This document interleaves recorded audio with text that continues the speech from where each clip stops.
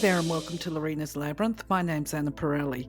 The comments that you see here are my views, beliefs, opinions, and sometimes they are not even my fully formed views, beliefs, and opinions. However, they are my understandings. Please do retain an open mind and reflect on any of the content and your comfort levels. If your views differ, please feel free to leave a comment. Also remember, it is possible to disagree in respectful ways. My way is not necessarily your way and vice versa. You might also find that some of the content on this playlist in regard to spiritual or universal laws, it resonates with you, meaning it feels right to you, while other laws may not feel right or they may not feel comfortable. If this is the case, the information is either not right for you or it is not right for you right now, and it might never be right for you at any given time. It really doesn't matter. As an earthy and practical person, I can put my hand up with all honesty and say that I have at different times had the same feelings about some of the content in here, and with some of them I still have a level of skepticism within my viewpoints, but I choose to retain an open mind about the things that I don't fully understand for a few reasons. Firstly, because I believe it would be supreme arrogance to think that we all know all of the answers while we have a body, and because what is right for one of us is not necessarily right or suitable for all of us, and I choose to respect the differences. Please do leave your opinions, beliefs. Feel free to argue the points in a respectful way with any of the content on the slides and even my interpretations. And if you feel that you can add clarity around some of the content, we would all love to see it. Thank you. For now, though, let's explore the laws. All creation is governed by law. The principles that operate in the outer universe, discoverable by scientists, are called natural laws. But there are subtler laws that rule the hidden spiritual planes and the inner realm of consciousness. Contained within these laws, or conditions, is the true nature of matter. Knowledge of these laws has an effect upon the mental urges. Mind is the builder. Stay in full mindfulness of the application of universal law as related to self and to others, and know that in love all life is given, in love all things move. In giving one attains, in giving one acquires. In giving, love becomes the fulfillment of desire, guided and directed in the ways that bring the more perfect knowledge of self as related to the universal, all-powerful, all-guiding, all divine influence in life. Love is life.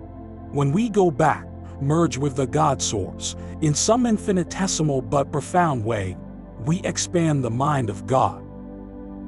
Our higher self always points the best and most perfect way, and it is ours to listen and choose or reject what we hear. It does not blame, but patiently tries again to show the perfect way, the loving way. All of creation pushes forth. We are ever becoming. Identity ever remains. Universal law number 3. The Law of Akasha. A great cosmic law which is the principle of the intelligence of substance. So this one's a bit of an interesting challenge for me, actually. And I'll be very interested to hear other people's feedback on it. In my original documents that I've referred back to when I was first looking at the universal laws, and I think, to be honest, it must have been at least, goodness me, at least 2005, actually, because I can see from my own records that I first emailed a copy, first emailed a copy from my current email back in 2009 to somebody, and I didn't have a description in here for what this law meant. So